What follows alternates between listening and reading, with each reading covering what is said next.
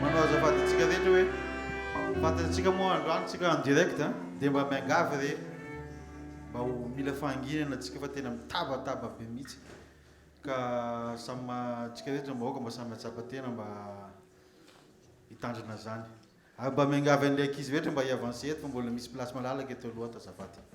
Est-ce que vous pouvez avancer les enfants juste devant là, s'il vous plaît? Tous les enfants. Avance, s'il vous plaît.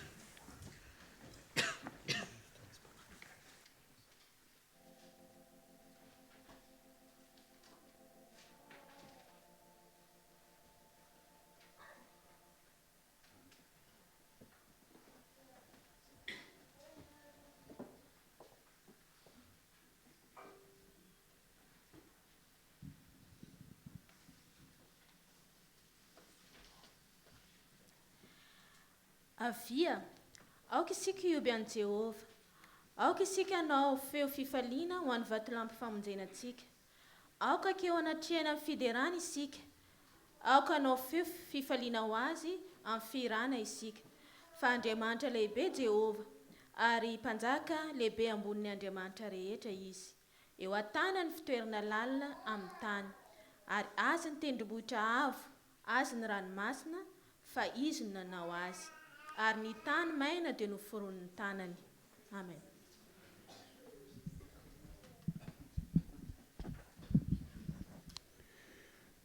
Ry Andriamanitra rainay zanaka, fanay masinao, tsy hainay tsy hanolotra anao ny dera, ny laza sy ny voninahitra satria mbola nomenao ny tombontsoa zay amin'ity maraina ity. Tonga eto amin'ity toerana ity hanolotra izao fanompoam-pivavahana izao. Fantatray fa tsy manana famindreny izay raha tsy atrehinao izany. Koa dia miantso ny fanahy masina izay Andriamanitra hitoetra ao anatin'ny fonay tsirairay avy. Dia atreo izao fotoana izao mba hoanitra kasitrahany ao anoloan'ny seza fiandriananao. Dia amin'ny anaranao Kristy no hanonana izany vavaka izany. Amen. Amen.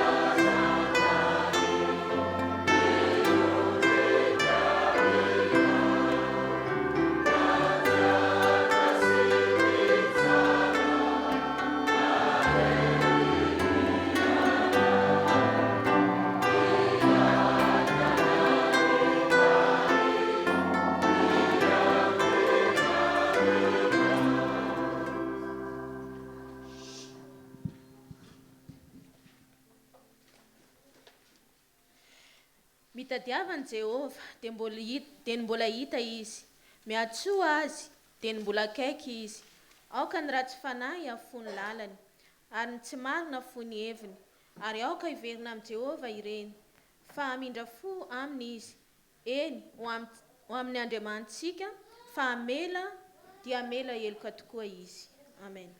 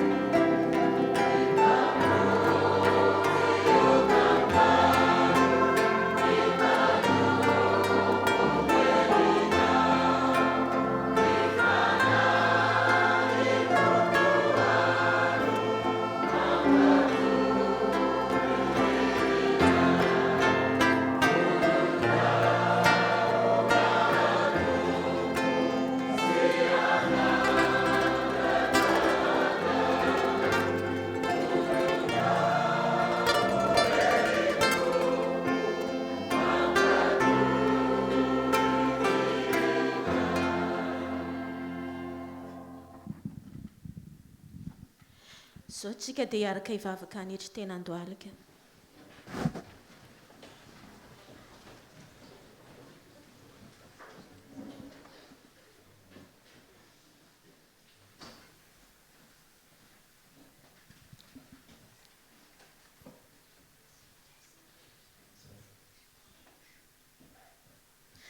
Andriamanitro, mbola misaotra anao izay satria mbola nomenao tombontsoa, afaka manantona anao, afaka miondrika eto anatrehany seza fiandriananao amin'ity sabatanao masina ity.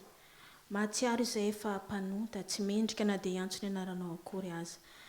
Eny nanota izay Andriamanitro, eny na dia mifisainanay lalina any aza, na fijerinay, na amin'ny fihetsikay, na amin'ny zavatra nataonay izay hitanao fa tsy mifanaraka amin'ny sitraponao. Tompo, ho any amin'iza moa izay, ianao rery ihany no afaka nafaka anay, hanala ny vovom-pahotana ato anatinay. Soa ihany Tompo fa teo ilay zanakao izay nanolotra ny ainy hanavitra anay, koa mety tezanao Jesosy io hanadio anay amin'ny rahanao masina.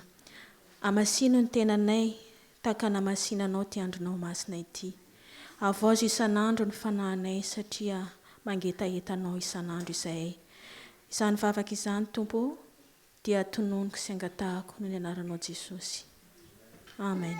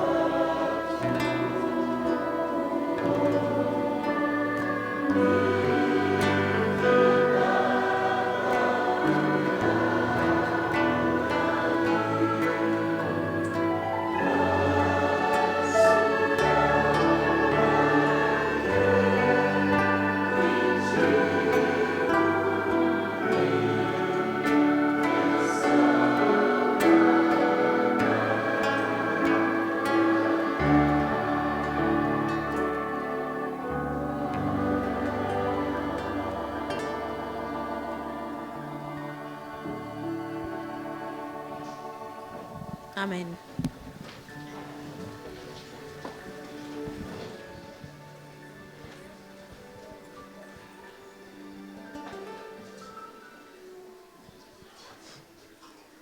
Bonjour à tous. Nous avons le plaisir de vous souhaiter un bon sabbat et nous souhaitons particulièrement la bienvenue à ceux qui viennent pour la toute première fois. Nous les invitons donc à se lever et à se présenter.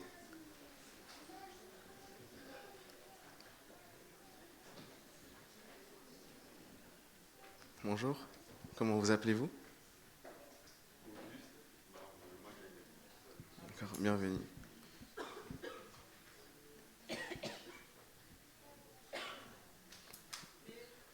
D'accord, bienvenue. Nous vous invitons à rester debout car nous avons un petit cadeau pour vous, un cadeau de bienvenue.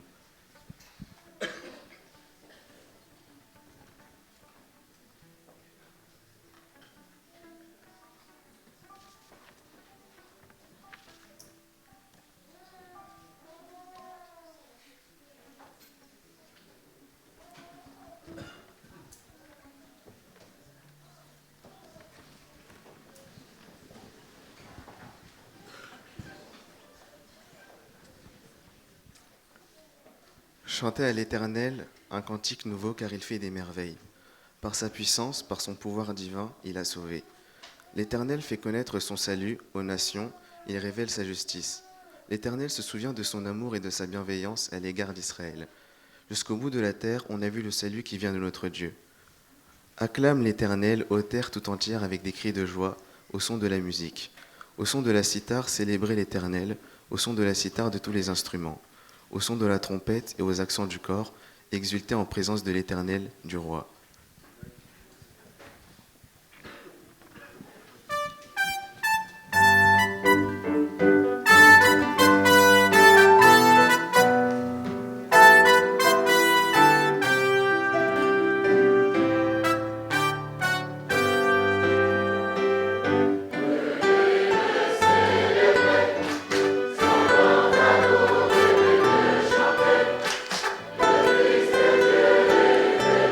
Chanter,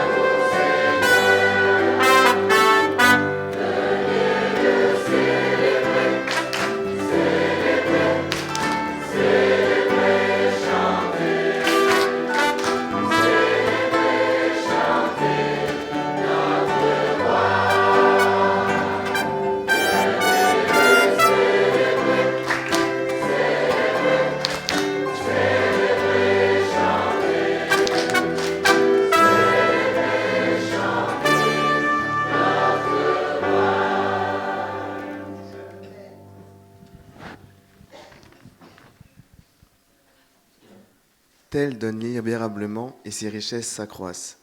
Tel autre épargne à l'excès et se trouve dans la pauvreté. Celui qui est généreux connaîtra l'abondance, qui donne à boire aux autres sera même désaltéré. Nous passons donc au moment des dîmes et des offrandes. Nous rappelons que nous avons 2 passages. Le premier est pour le dîmes et les offrandes et le deuxième est pour le projet de construction de l'Église.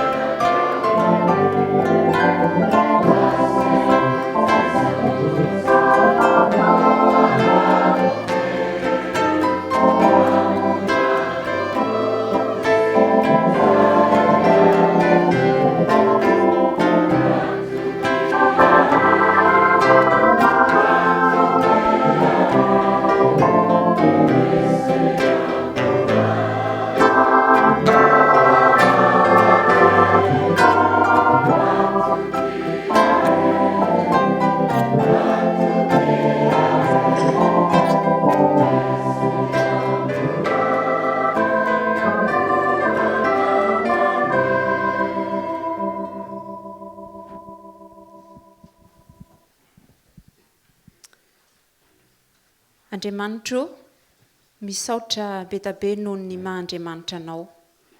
Misaotra noho ny fahalebiazanao, tsy eto anivonay ihany fa eo anivony izao tontolo izao.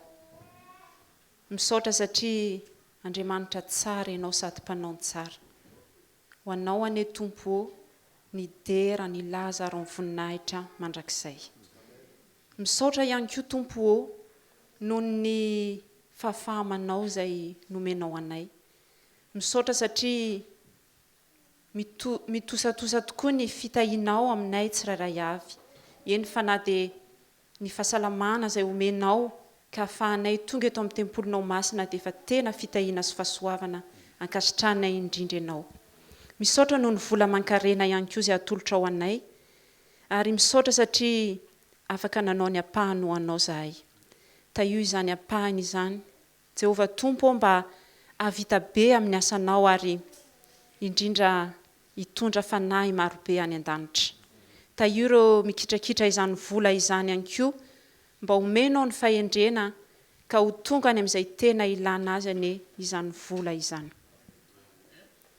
Andriamanitro, mivavaka manokana ihany koa izahay amin'izao fotoana izao ho an'ny loha olona rivo izay hitondra ny teninao hita ihany koa izay hitondra ny teny ho an'ny ankizy ianao ane tompo ao no androtsaka ny fanahinao mivatravatra ao anatin'izy ireo ka mba tena hovonto ny fanahinao izy ka ny teny avy any an-danitra irery ihany no eninay tsirairay avy ary izahay izay mandray izany koa dia mba tahio mba hanokatra ny fonay ary mba handray ny teny amin'ny kitsipo handray ny teny amin'ny mpifaliana ihany koa ary teny hitondra hery vaovao indray ho anay tsirairay avy mandritra ny herinandro vaovao dia misaotra betsaka tompo ao mankasitraka indrindra amin'ny anaran'i Jesosy zanakao amen.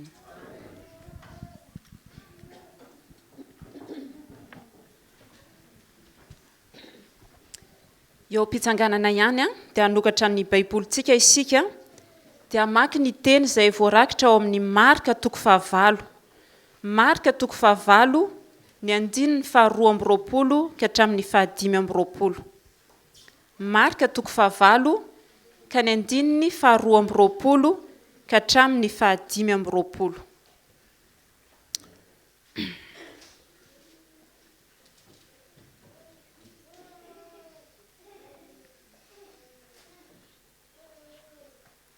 ary tonga tany Betsaida izy ary nisy nitondra lehilahy jamba teo amin'i Jesosy ka nangataka taminy anendry ilay jamba ary nitantana ilay jamba izy ka nitondra azy teny ivelan'ny tanàna ary efa noro rano ny masony ka napetrany taminy ny tanany dia nanontaniany hoe izy mahita zavatra va ianao dia niandrandra ra lehilahy ka nanao hoe mahita ny olona aho fa toa toy ny azo no fijeriko azy saingy mamindra dia napetrany tamin'ny masony indray ny tanany dia nibanjina ra lehilahy ka nahiratra tsara ary hitany miariary ny zavatra rehetra hotahinany ny teny asoantsika amen.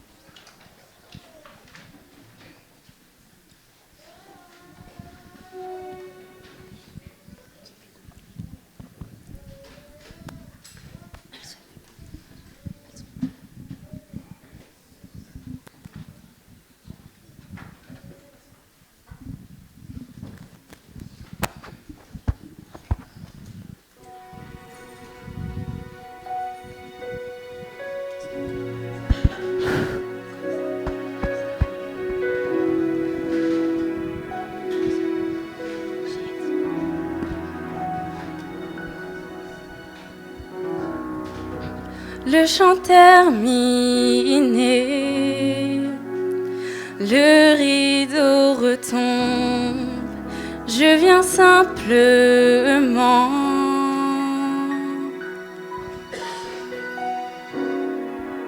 porter mon offrande, car j'ai le désir de réjouir ton cœur. J'apporte plus qu'un beau chant. Chanter ne suffit pas pour répondre à ton appel. Les apparences sont trompeuses, mais tu vois bien au-delà. Oh Dieu, tu sondes mon cœur.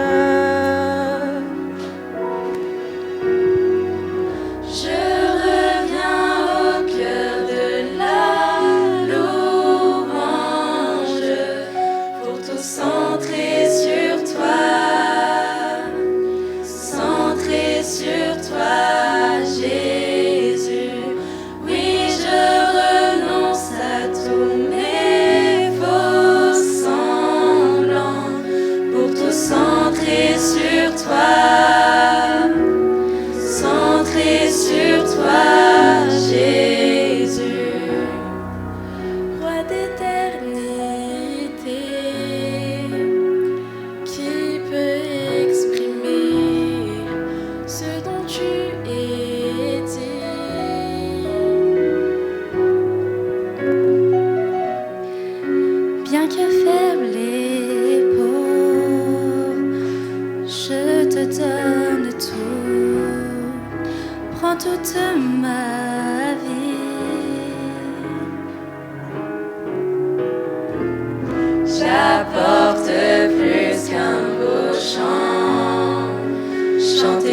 suffit pas pour répondre à ton appel.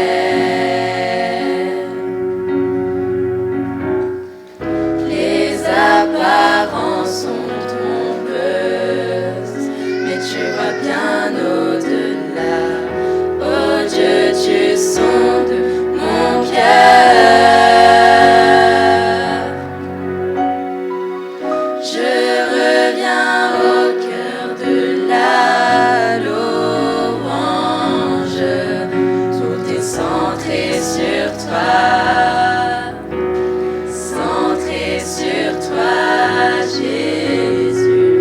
Oui, je renonce à tous mes faux semblants pour tout centrer sur toi, centré sur toi, Jésus. Je reviens au cœur de la louange pour tout centrer sur toi, centré sur toi, Jésus. Oui, je renonce à tous mes faux semblants pour tout centrer sur toi, centré sur toi, Jésus. Centré sur toi, centré sur toi, centré sur toi, centré sur toi, Jésus. Centré sur toi, centré sur toi,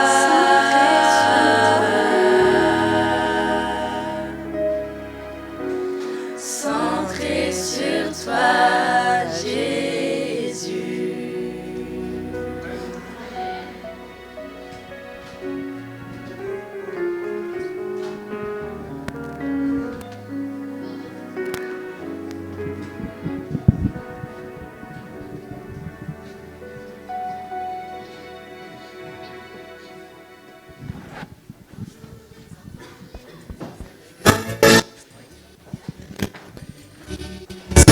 Louons le Seigneur, tous en chantant, que l'amour soit notre devise.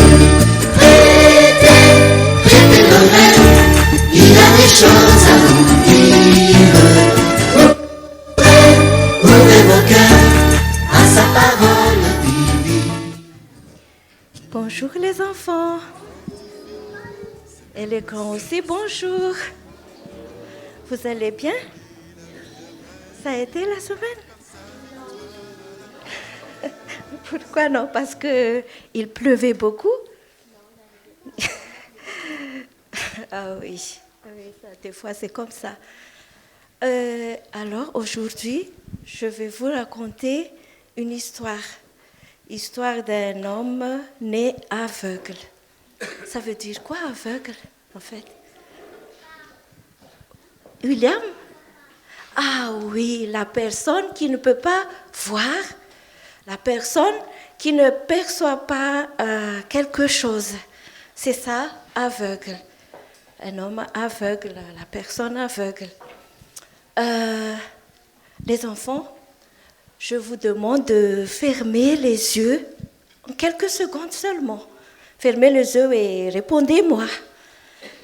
Je vous demande de fermer les yeux. Hop, fermez les yeux. Est-ce que vous voyez quelque chose?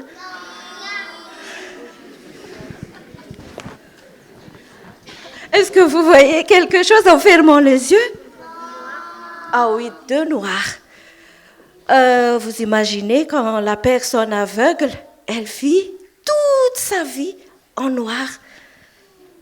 Et la personne ne voit pas, ne voit rien du tout. Mais des fois, il y a des aveugles qui voient blanc, non? Je ne sais pas, mais à ma connaissance, c'est noir. Ils voient un petit peu flou? Oui, des fois, si c'est pas la personne, si c'est pas né, peut-être à cause d'un accident ou c'est comme ça, je sais pas. Mais l'histoire, c'est la personne est aveugle. Ben, il ne voit rien du tout pendant toute sa vie.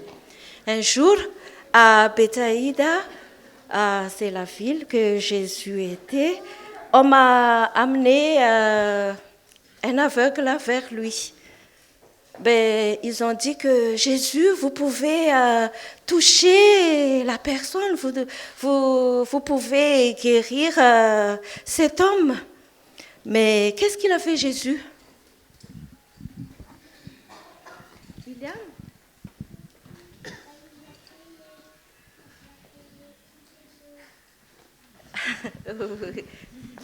Il a mis de la boue sur ses yeux.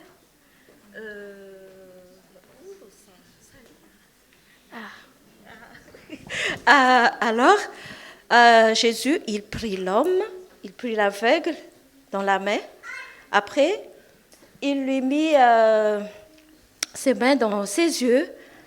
Après, il posa ses mains dans les yeux d'un aveugle. Après, il lui demanda s'il voyait quelque chose ou pas. Qu'est-ce qu'il a dit, l'aveugle, après? Il a dit oui. Oui, il a dit oui. Il a fait comme ça. Oui, oui, j'aperçois les hommes, mais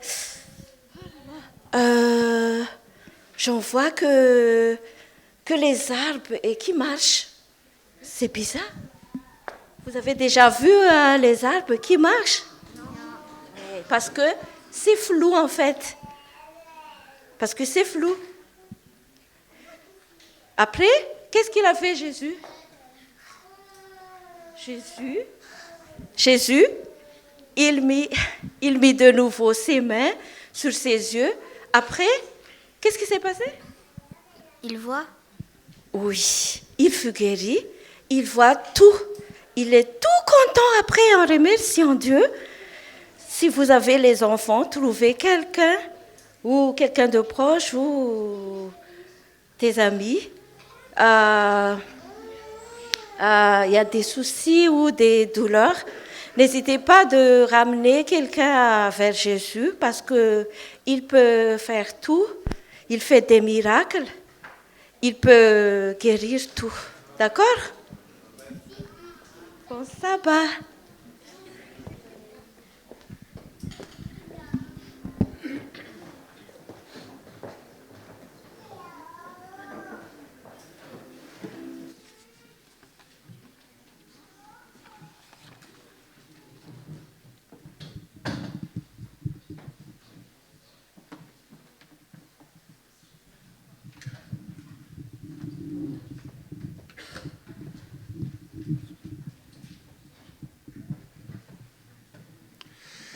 dia mbola fifaliana ho andray ny miarabantsika tonga eto amin'ity toerana ity tsika rehetra angamba dia miara-matsapa fa tombontsoa lehibe zany asa isika zay mba tena ataontsika hoe ataoko hoe tena liana tamin'ny vavaka nataon'ny anabavy Olivia raha nitarika ny sekoly sabata teto izy mianakavy kely fa hoy izy hoe tombontsoa antsika izy neto satria mety nisy olona tsy ny fo akory tamin'ity maraina ny sabata ity ka tombontsoa satria mbola afaka indray itsika ifampahery amin'ny tenin'Andriamanitra dia miarahaba antsika rehetra tonga eto miarahaba anareo koa zay manaraka izao fitaom-pivavahana zao amin'ny alalan'ny internet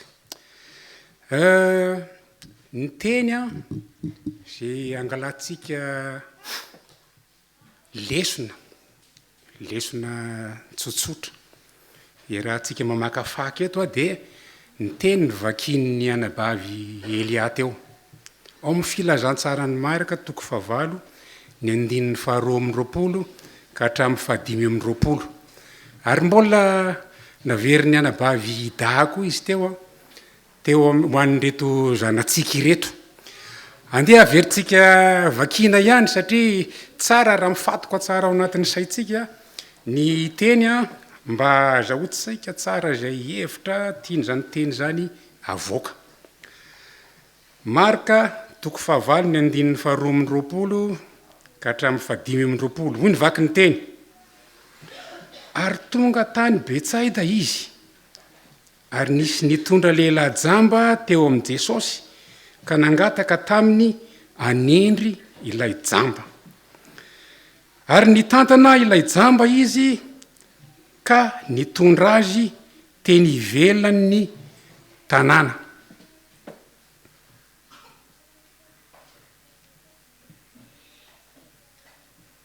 Ary rehefa nororany ny masony ka napetrany taminy ny tanany dia nanontaniany hoe mahita zavatra va ianao? Dia niandrandra raha lehilahy ka nanao hoe mahita ny olona ozy izy fa toa azo ny fijeriko azy saingy mamindra. Dia napetrany tamin'ny masony indray ny tanany dia nibanjina raha lehilahy ka nahiratra tsara ary hitany ny ariary ny zavatra rehetra. Asa raha mba misy zavatra na satrika ny sainareo ao amin'ity fahagagana zay ataony Kristy ity. Misy zavatra sahala tsy mahazatra atsika ao ny amin'ny hoe Kristy manao fahagagana. Tsy ny fomba mety hoe nasinondrora ny masony dia napetra ny tanany. Tsy eto ihany Kristy manao an'izany. Tsy resantsika elany hoe nasinondrora ny masony fa nisy lanjany zany hoe manisy rora izany eo amin'ny aretina zay tiana tsaboana tamin'izany fotoana izany. Tsy izay, tsy ny fomba zay ampiasain'ny Kristy tena mahasarika ny saina eto fa le hoe voatery namerina nametraka ny tanany indroa eo amin'ny masony ty jambo Kristy vao nahiratra ty jambo ty. Ao anatin'ny soratra masonao rehefa manao fahagagana Kristy indray mandeha ihany dia mahomby.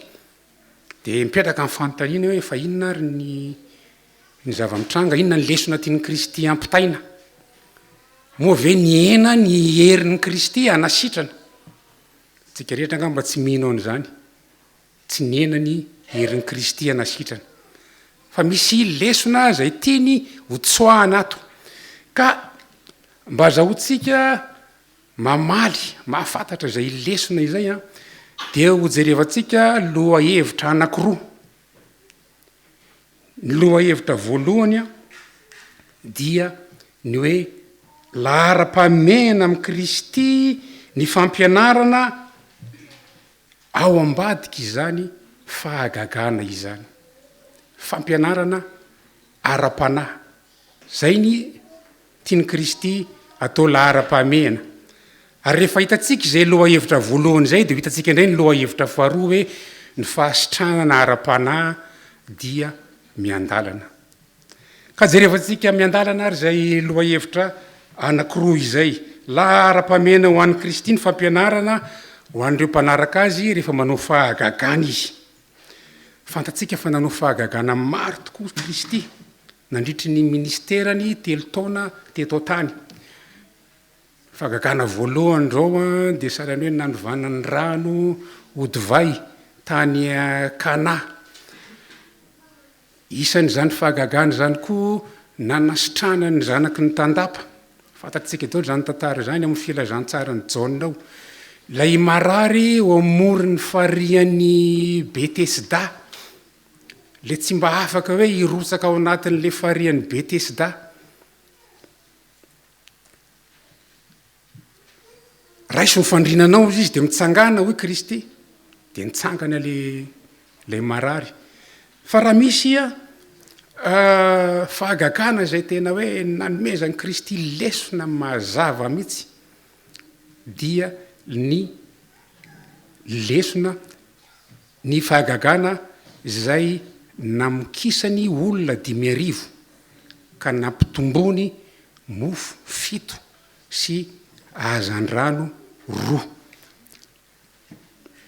Io lesona io a dia azontsika vakinao amin'ny jaona toko fahenina manomboka amin'ny andininy voalohany ka hatramin'ny fa raika amin'ny fitopolo.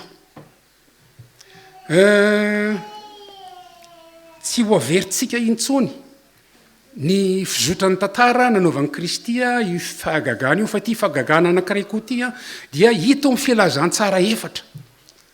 Ao amin'ny filazantsarany Jaona hoy aho, hitantsika koa io ao amin'ny Marka toko fahenina ka ny andinin'ny fahatelopolo ka hatramin'ny faefatra amby efapolo. Hitantsika io amin'ny Matio toko faefatra amby folo ka ny andinin'ny faharoa amby roapolo ka hatramin'ny fahatelo amby telopolo. Ary hitantsika koa io ao amin'ny Lioka toko fahasivy ny andinin'ny fahafolo ka hatramin'ny fahafito amby folo. Raha atao banky tokana moa izany dia ndreo ny olona ihaino an'i Kristy mampianatra rehefa tratra hariva tsisy sakafo dia petraka ny fanontaniana ahoana natao an'ireto olona reto. Dia teo ny nanaovan'i Kristy an'le fahagagana. Nisy tovolahy kely nanana mofo fito sy hazandrano roa, nampitombony Kristy ny mofo sy ny hazandrano dia namokisany ireo olona 5,000 ireo, lehilahy 5,000. Fa mihoatra lavitra izany satria fantatritsika fa ao anatin'ny tantaran'ireo fahagagan'ireo dia misy ny zaza amin'ny maha-behivavy. Inona moa zany ny tena zava-dehibe amin'izy ireo? Ny olona manaraka an'i Kristy zany rehefa mahita ny fahagagana dia miady hevitra. Ity ngamba le mpaminany ozy izy, le mpaminany izay alefa amonjy atsika. Fantatry Kristy ny zava-mitrango ao anatin'ny sain'ireo olona manaraka azy ireo. Ary dia tamin'ny fotoanany fampitomboana mofo io dia nandositra mihitsy Kristy. Sahalan'ny hoe nandositra mihitsy. Ny mpianatra lasa niampitany ranomasin'ny Galilia satria tany Galilia nitranga io fahagagana io. Ny lohalalana ny Kristy niampita ny ranomasin'ny Galilia ny mpianatra nakany Kapernaum ary Kristy niakatra ny tendrombohitra. Dia reto vahoaka reto ary rehefa tsy nahita, tsy hitany na ny mpianatra, tsy hitany na Kristy dia nitady izy. Dia vatany ihany nisy an'i Kristy niampita ny rano izy dia tonga teny ampita, tonga tany Kapernaum.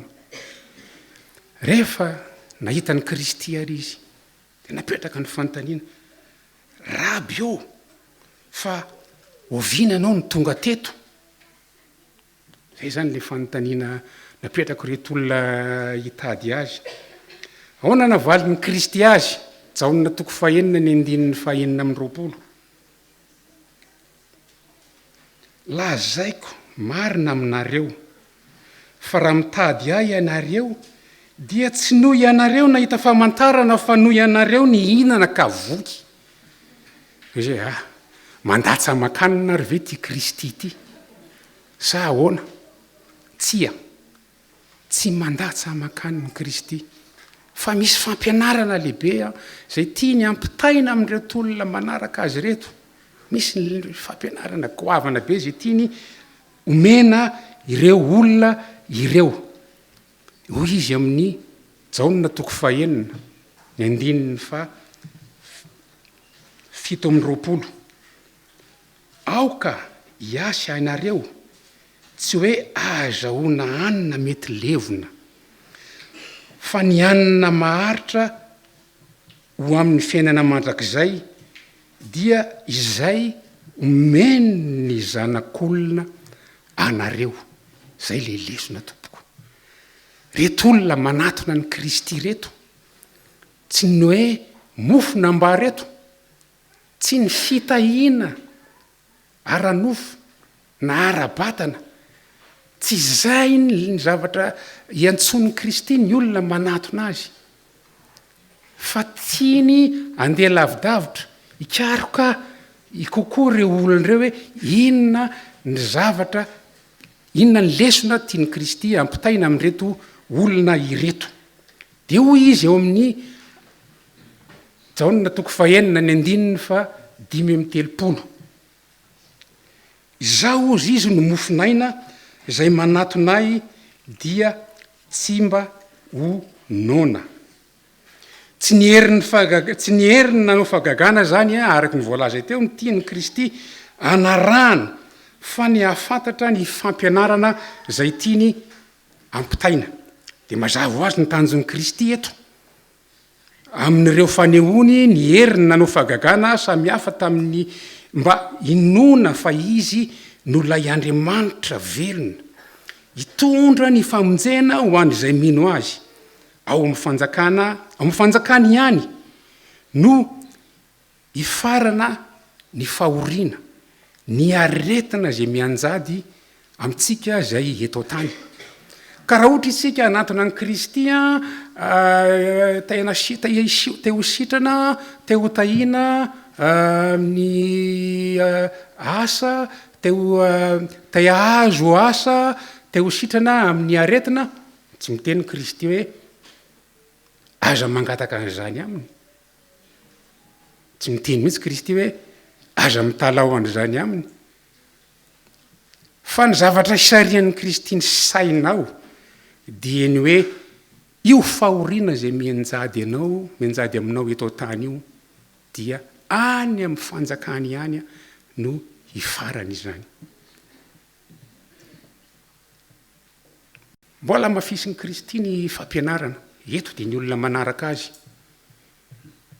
Ny mpianana indray no istonany ihany zay nosariany sainy anomezany an'izay lesona izay.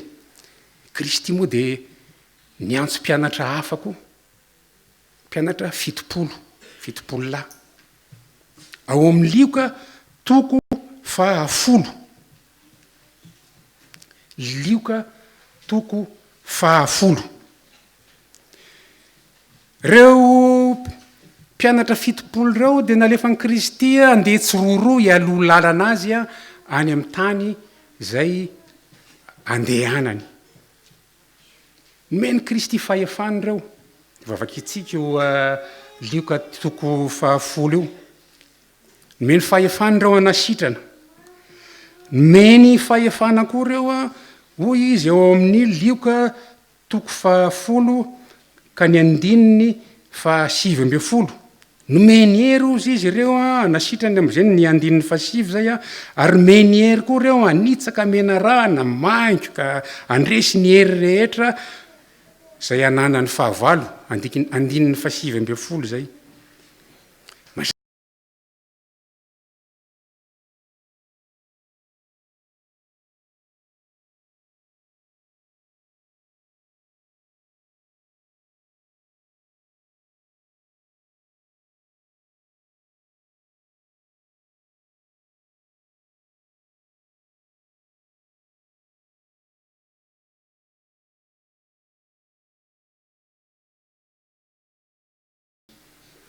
Fa hoana ny navalin'ny Kristy an'ireto mpianatra. Lioka toko 10 ny andininy 20. Aza mifaly anareo satria manaiky anareo ny fanahy. Fa mifaly satria voasoratra any an-danitra ny anaranareo. Lanitra banjinina, fanjakan'Andriamanitra banjinina. Nomeko ireo fahefana ireo nareo fa tsy ireo ny tokony hifalianareo. Fantatritsika tokoa nge ny olona nanao fagagana tonga tamin'ny Kristy hoe zay nge ka nanao fagagana tamin'ny anaranao nanala demonia, nanasitrana marary, hoana navalin'ny Kristy azy. Tsy fantatra akory ianareo, tsy zay miantso ny rehetra hoe tompoko. Ka sarian'ny Kristy mihitsy zany ny saina fa tsy ho tokony ho fond de commerce na toko-pinoana kristianina ny fiantsona olona andray fitahiana aranofo. Za dia isan'ny mijery matetika toriteny amina internet reo antoko-pinoana zay misy any amintsika ny Madagasikara. Tsy antoko-pinoana ray zay isa marainy dia henoko. Andeha ny toriteny. Ao foana aloha ny fitahiana aranofo, ny fanasitranana, ny fanalana olana rehetrarehetra. Dia mame fotoana ny olona amin'izay. Tongava amin'ny sabotsy amin'izao ora, ny am'lady am'zao ora fa ivavaka ho anareo vavaka ho anareo a tongava ivavahana ny aretinareo misy manana olana aranasa hoentiny CV manana olana fa lasa ramsena lasa madama ivavahako any anareo mba iverenany madama na iverenany ramse de ho iaho hoe mety ho betsaka tokoa ny olona ny tonga any ko ivavahan'le olona ny men'Andriamanitra hery zay anao izany fahagagana izany kanefa kosa de ho Kristy hoe tsia aza de ny fahagagana no mahafaly anareo raha ohatra nareo ka nomena fa hery anatanteraka izany fahagagana zany fa ny anaranao voasoratra any an-danitra hoy izy ka zay zany no intapany voalohany iny zay tiany Kristy ho fantatra amin'ny fahagagana tsy miteny mihitsy izy hoe tsy misy akory ny fahagagana eto tsika de ao amin'ny lioka toko 10 io de fa hoe nomeny hery ireo mpianatra ireo nomeny hery ireo anao an'le fahagagana fa aoka tsy fatoka amin'le fahagagana ny asa fitoriana na fietsoana olona afaka mitondra mbavaka isika ho an'ny olona marary afaka mitondra mbavaka tsika ho an'ny olona manana olana fa tsy atsoana ho avy ety am-piangonana ny olona andray an'izany heverina hoe fitahiana izany fitahiana ara-panahy ny tena votoatin'ny fampianarana tiany Kristy ho tsapatsika raha izany ary no izy dia tsy mivaona am'izany ny fampianarana zay tiany Kristy omena tao amin'ny filazantsanan'ny Marka zay nivakina tamintsika teo nanao fahagagana Kristy tao hoy tsika hoe voatery indromy taona nametrahany Kristy ny tanany teo amin'ny mason'ilay jamba vao nahiratra ilay jamba ty hoe tonga tany Betsaida izy zavatra efa nomaniny Kristy io taoriany ny nanaovany an'le fampitomboana-ny mofo 5,000 ka namokisana olona 5,000 azafady namokisana olona 5,000 de fa nambarany hoe nalefa ny mpianatra ozy izy eloha lalana azy ho an'ny Betsaida zany ty Betsaida ty zany de sanany hoe lalana tsy maintsy andalovan'ny Kristy tsy maintsy andehanany any ary de niteny tamin'ny vakina tamintsika teo moa zany dia tao amin'ny Marka toko 9 ny 220 ka hatramin'ny 520 de nilaza fa tonga tany Betsaida izy inona ary ndray ny lesona zay tiany Kristy ho ampitaina amin'ity fahagagana tany Betsaida ity de fa hitatsika ery amin'ny écran moa zany ka tsy surprise ho atsika ntsony fa hoe ny fahasitranana ara-panahy dia miandalana teo le fahasitranana aranofo tamin'ity jamba ity fa hoe ao ambadiky ny fahagagana ataon'ny Kristy de misy lesona ara-panahy foana zay tiany ampitaina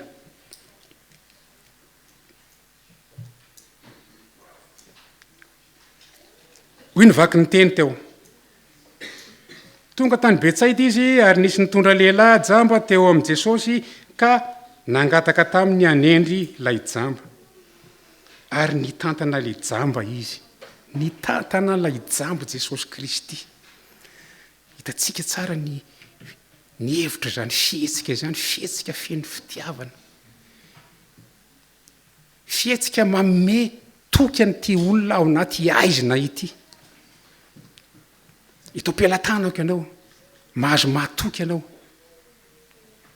ary noentino izy izy anivelan'ny tanàna tsy mahagaga satria raha nijanona tao tanàna io de asa spectacle be mihitsy tena spectacle eo Kristy fanao spectacle ndray zay nefa anaran'ny olona azy foana rehefa manao fahagagana izy ary de maro tokoa ny olona izay nanaraka azy noho izay fahagagana izay teto Kristy de noetiny anivelan'ny tanàna noetiny hitokana ity jamba ity noetiny hiala amin'ny fiainany mahazatra sika raha lasana bavy an'io dia hiala amin'izay fiainana mahazatra antsika izay mba hitokana hiaraka amin'ny Kristy ao anatin'ny fifadikanana sy ny vavaka izay ho atre atsika. Zava-dehibe ilaina mihitsy izay mitokana miaraka amin'ny Kristy izay.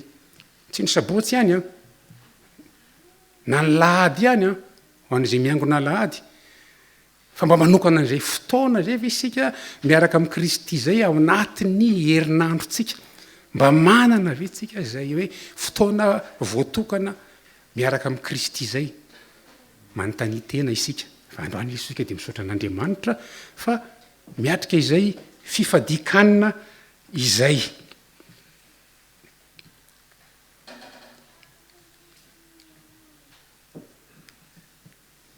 Dia nasinrora ny masony izy dia napetaka ny tanany dia nanontany izy, mahita ve ianao?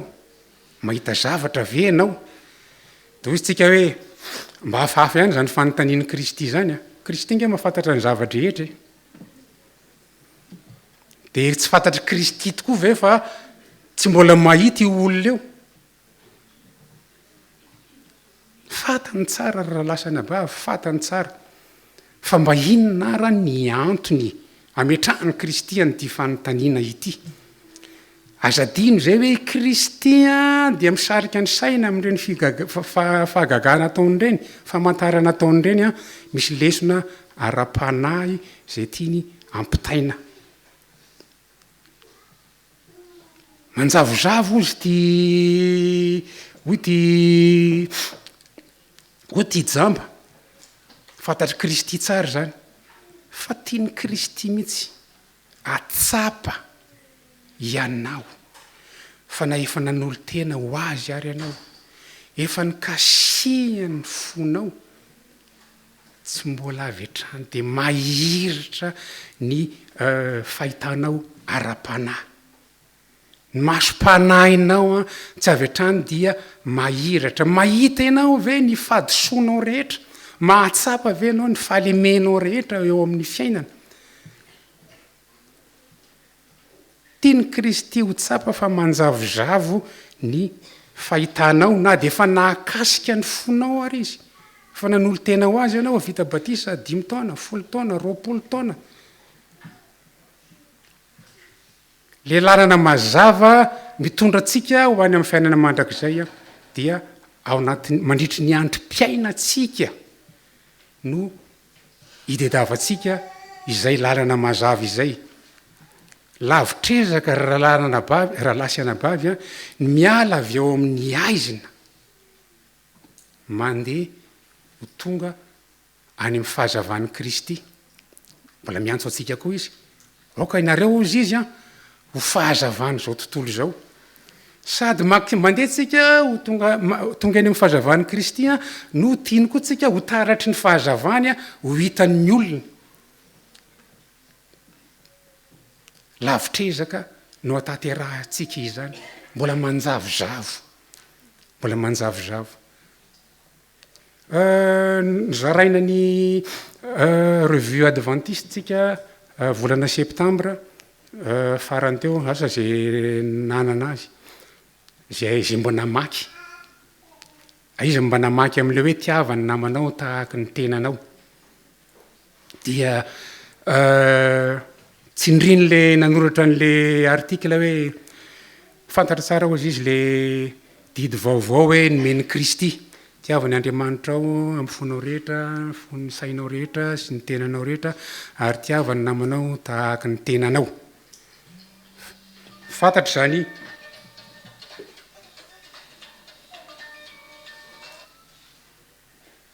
Mialatsiny, tsy nataoko mode avion. Fantatra hozy izy io toko sy andinina io, vakina anaovana atom-bavaka mba hananana an'le fitiavana. Fa moa ve mba fa nisy nametram-panontaniana hoe mba tena miaina ve ako tokoa io hoe fitiavana io, fitiavana an'Andriamanitra sy fitiavana ny namana, fitiavako ny namako tahaka ny tenako.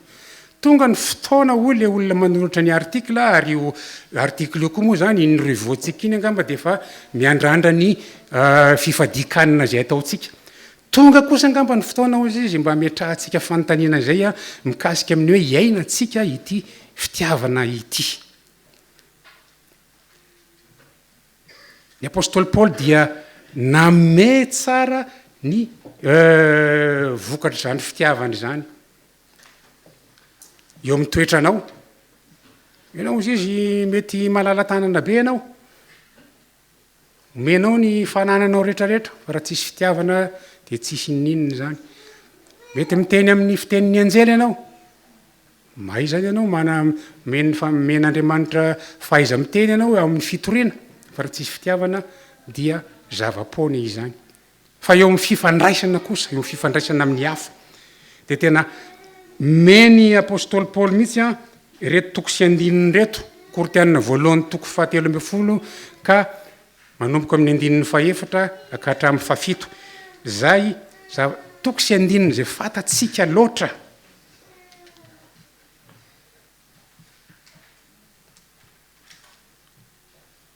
Marim-pozy izy ny fitiavana, be amin'ny rampo ny fitiavana, tsy mialona ny fitiavana, tsy mirehare ny fitiavana, tsy mieboebo, tsy manao ny tsy mendrika, tsy mitady no azy, tsy mora sositra, tsy manao andolo-po, tsy mifaly amin'ny tsirariny ataon'ny olona, fa mifaly kosa amin'ny marina ataon'ny olona. Ny fitiavana no azakana ny zavatra rehetra, ka nanana finoana sy fanantenana ary fandeferana amin'ny zavatra rehetra. Ny fitiavana no azakana ny zavatra rehetra. Mba sy avy misy mikitikitika anao miantsy ianao nge raha azakana zany ianao. Sa zao reto toko sy andininy omen'ny apôstôly Paoly reto izy dia teny azoko atao fitaratra, ahitako ny toetrako ka amaritako ny hoe aiza ho aiza tokoa amin'ny fitiavana. Fitiavana ozy izy dia tsy mba anapataperana mandrakizay hoy ny apôstôly Paoly. Ny fitiavana ozy izy dia manantena ny zavadrehetra, mandefitra ny zavadrehetra, manantena ny zavadrehetra. Raha misy olona manana fahalemenao,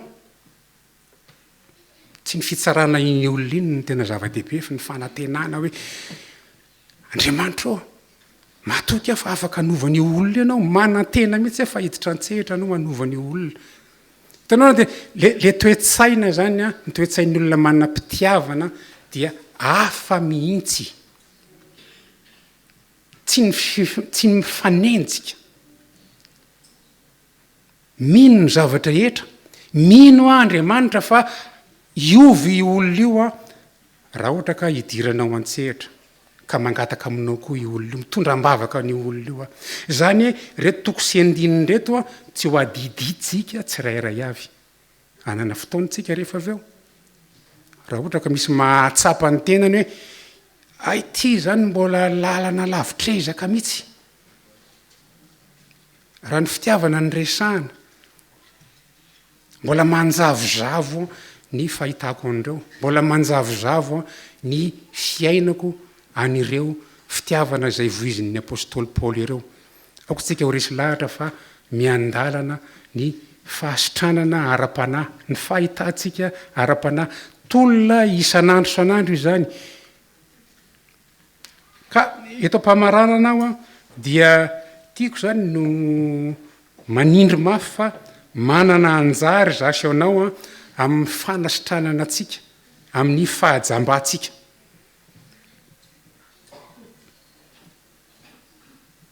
Isan'ny zany anjaranao zany ny manontany tena, ny fanirinao mafy te hiova, te hitombo.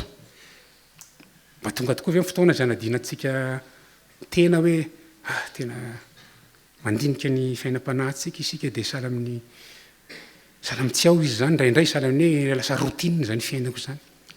Eto ny ilaina n'le mivoaka ny tanàna, mivoaka amin'ny asa mandraharaha isan'andro zay miala ao an-trano amin'ny 7 tonga ao an-trano amin'ny 9 alina. Misy koa anjaranao ny minia hitraka isaky ny lavo.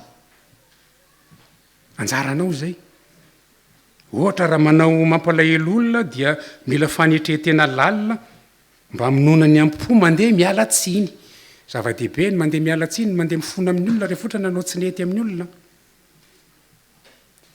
manokana fotoana matetika izay efa niteneniko teo foana ankotry ny sabata sy ny lahady mba hiresaka amin'ny Kristy amin'ny alalan'ny vavaka sy ny fandiniana fandalinana ny teniny dia mbola averina ihany miadana ny firosoantsika miala eo amin'ny aizina andeha amin'ny fahazavana ahatonga antsika ho taratry ny fahazavan'i Kristy ka ilaintsika ny manao antom-bavaka izany miainga avy ao am-po marina fo sincère fa tsy pli vava eto le vavaka angesika mahay mihitsy eto tena débit fa le miala avy aty ny tena izy miala avy ao am-po marina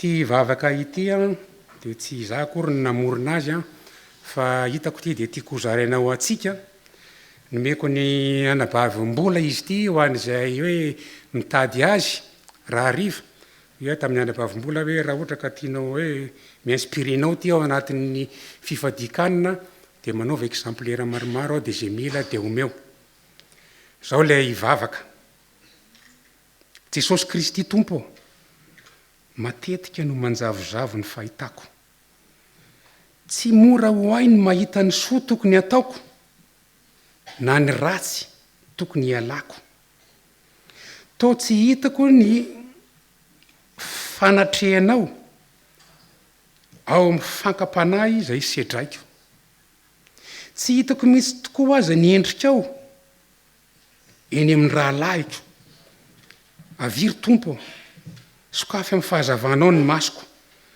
ampitomboy ny finoko sitrano ny fahajambako ka omeo ahy ny faharetana mba hiarahako mandeha aminao eny fa na dia toa tsy tsapako azy fa miadana loatra ny fiovampoko mahery noho ny fahalemeko ianao tompo ary ny fitiavanao irery ny ilaiko hanova ahy ka ahasambatra ahy dia iriko mba ho vavakantsika tsirairay zay vavaka izay dia ho tanterahan'ny tompo amintsika koa ny zany vavaka izany amen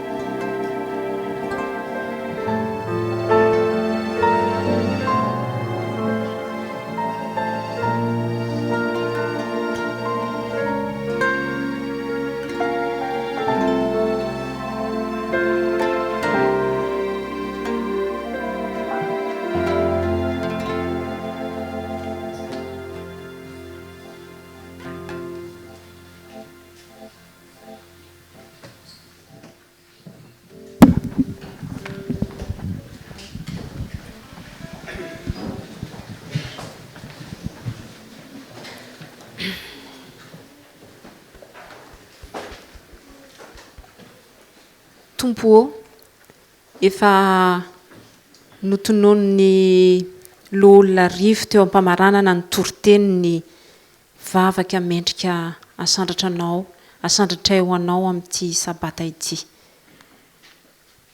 ny teny tokana zay angatahanay dia mba aoka tompo mba atsapy zahay fa milanao ary tsy hoe milanao amin'ny fitahiana ara-nofo tsy izay no hitadiavanay anao fa mba tena ho fanasitranana indrindraindrindra ny ara-panahinay ary rehefa sitrana ny ara-panahinay dia anjaka ao anatinay ny fitiavana ka ho hitan'ireo izay mbola tsy mahafantatra anao fa misy Jesosy eo amin'ny fiainanay dia mba hanaraka anao ihany koa izy ireo ka olona marobe no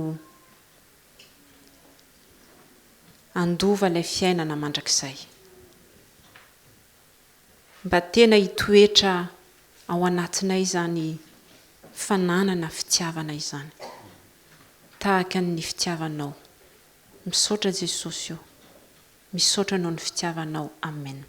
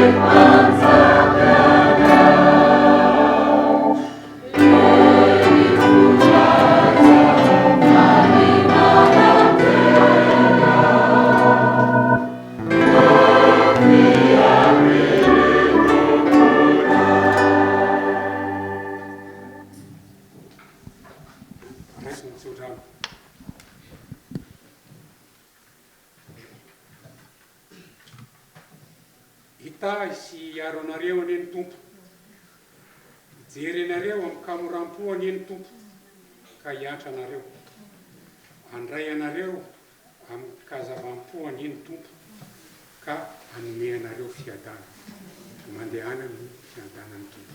Amen. Ary vavaka atsika. Andriamanitro, misaotra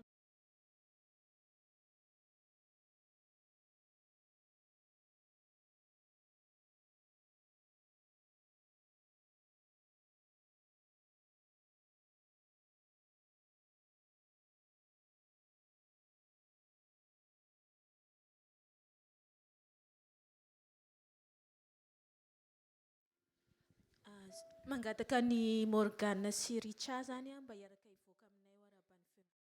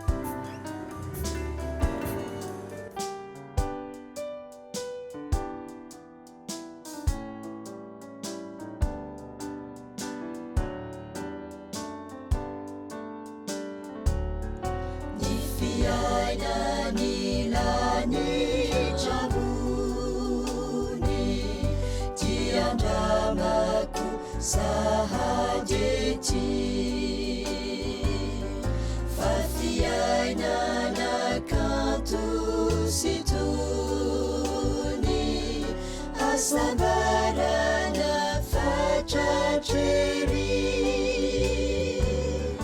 e Jesosy no atoapoko fa iza no tempolin'iray fiadanana tsy hosoloiko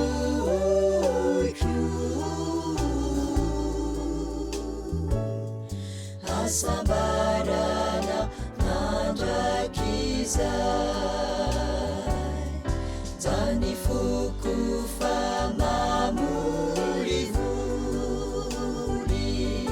te hiderao satry mandre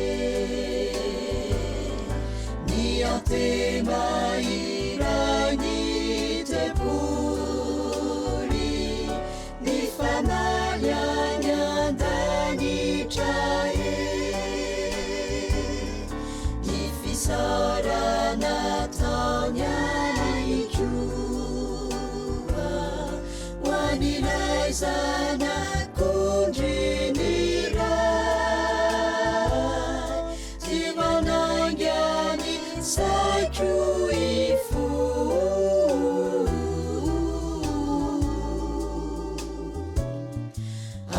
ankarazazy mandrakizay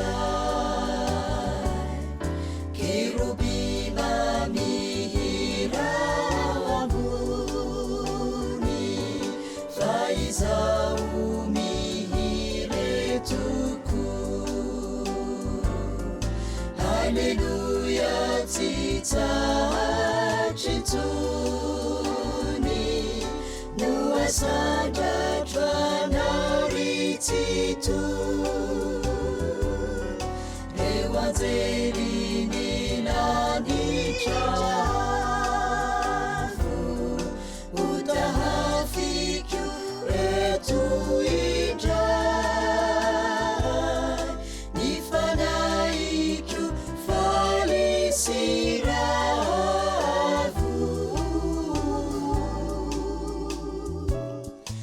asambarana mandrakizay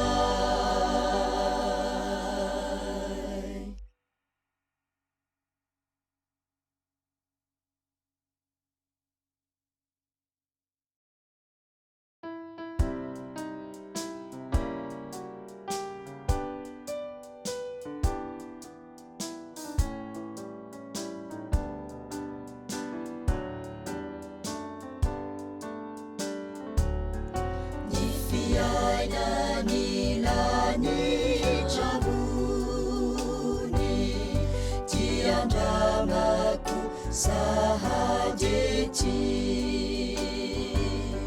fa fiainana kanto sy tony asambarana fatratreri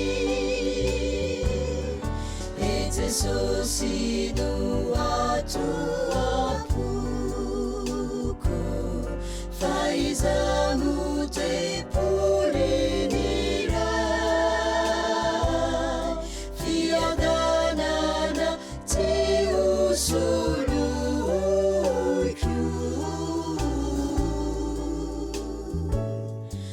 asambarana mandrakizay zany foko fa mamolivoly te hiderao satry